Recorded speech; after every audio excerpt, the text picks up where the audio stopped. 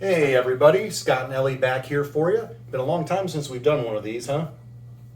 We're gonna do a little cooking demo for you. We are gonna make our banana chocolate chip bread today. And first I'm gonna have a little beverage. So what I have here is actually a 1976 Jim Beam. I got my friend Brad down at Revival in Covington, Kentucky got for me. If you get a chance, go give a peek. You'll be able to drink a piece of history and really have something you'll never find anywhere else.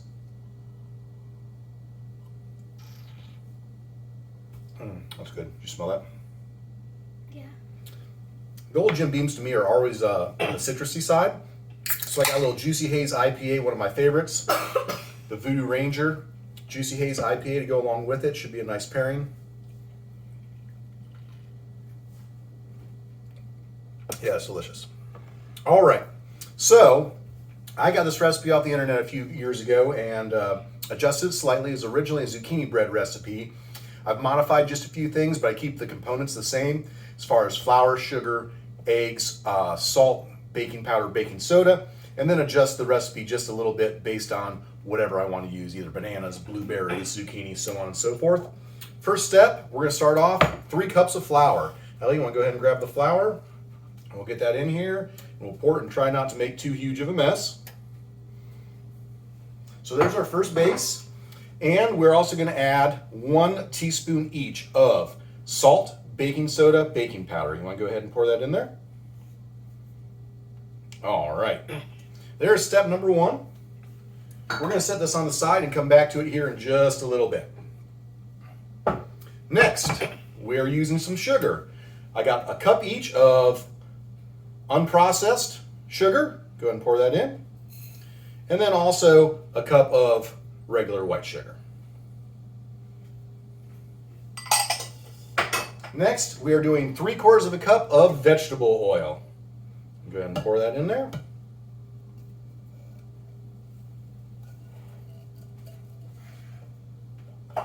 Now we're going to add 3 large eggs.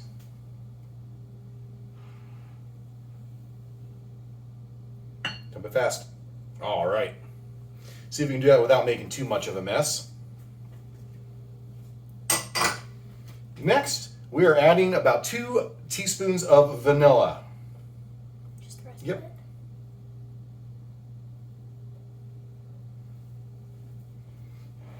of it? Next up, we're adding our baking spice. So our baking spice is actually a mix of nutmeg, cinnamon, and a couple other little things. And we're doing 2 teaspoons of that. Go ahead and pour it in. Alrighty, time for me to have a sip. Okay, next we're doing 2 bananas that look pretty brown and nasty on the inside, but they look pretty good on the inside. Go ahead and dump those in. Alrighty. And then the secret ingredients. Go ahead and grab them. This is actually Hunt's banana cream pudding. So one of the recipes I adjust is the type of sugar, the type of baking seasoning, and the type of pudding I put in there, which really makes it really nice and moist and has a good texture.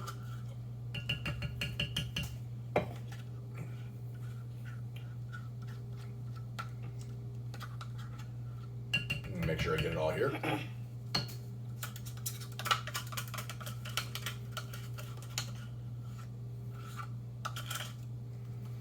All right.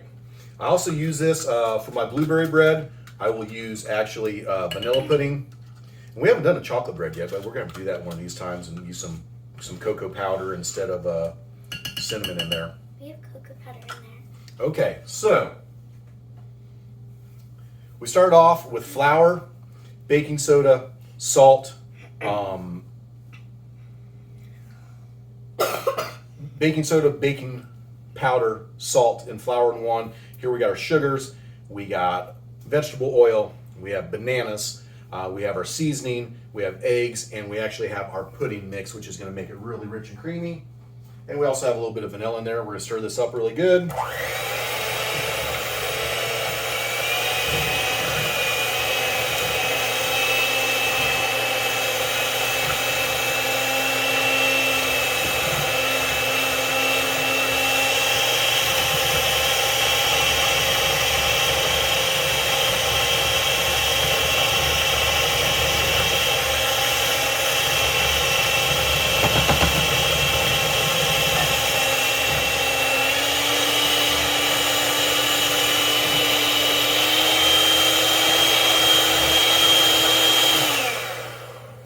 One of these days I'll learn how to edit this a little bit better for you guys instead of just running straight live video. So you just got to hear a minute of noisy blender.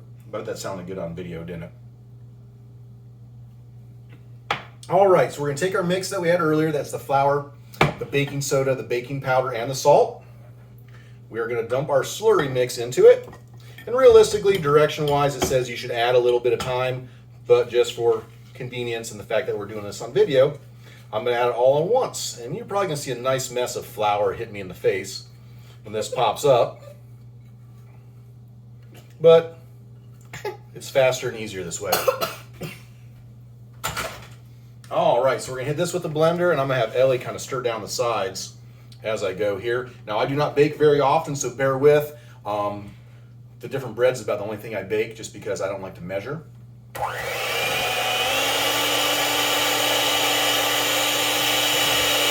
Down the side.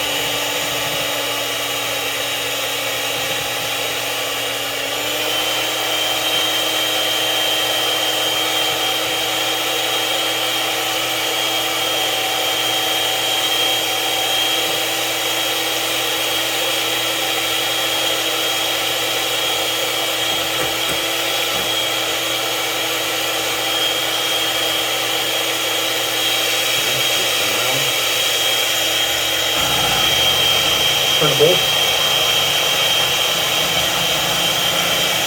Keep it in center. There we go. Done.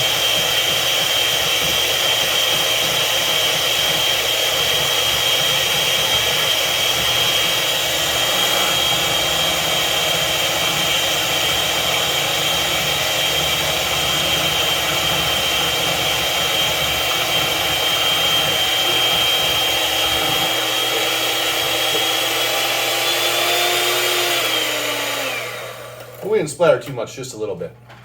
All right. That looks like that is nicely mixed. So we have everything in there together for you. Now, we have two different loaf pans. We actually sprayed with the PAM Perfect Release baking spray and then wiped out the excess. So what we're going to try and do is fill these both about evenly. And these are going to bake about 40 to 50 minutes until they're done. Of course, you want to be able to put a toothpick in them and bring out the toothpick pretty well dry. Typically, when they're really close to done, I will put them out and put them on top of the stove and actually put a baking sheet over top and let them steam a little bit. That'll help them cook the rest of the way and still keep them nice and moist in the middle. This looks good, smells good. Okay, and then the finishing touch before we get these in the oven. We got about even amount in both containers. Does it look pretty close? That one needs a little bit more. Okay.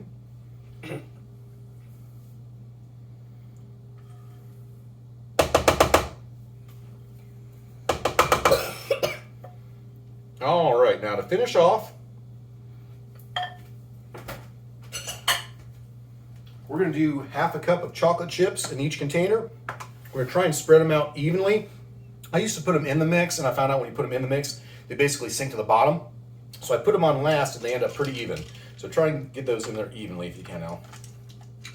These ones look weird. We've never used these ones. They're just squares instead of chips, same thing.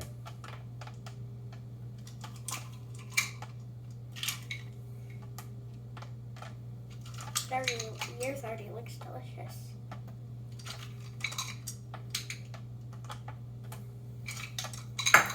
All right, we'll just mix them up a little bit.